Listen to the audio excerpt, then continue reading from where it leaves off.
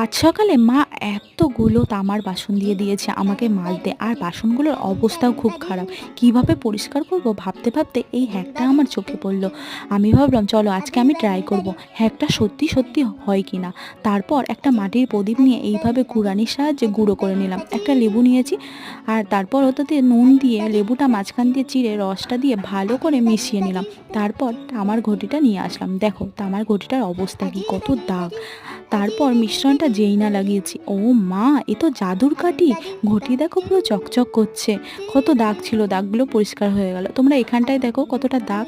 আমি এখানটায় সবেমাত্র মিশ্রণটা খালি দেখো, মানে হাত বুলানোর মতো লাগাচ্ছি, আর সঙ্গে সঙ্গে দেখো অবস্থাটা দেখো, ঘটিটা পুরো চকচক করছে। সত্যি এই হ্যাকটা সত্যিই দারুণ।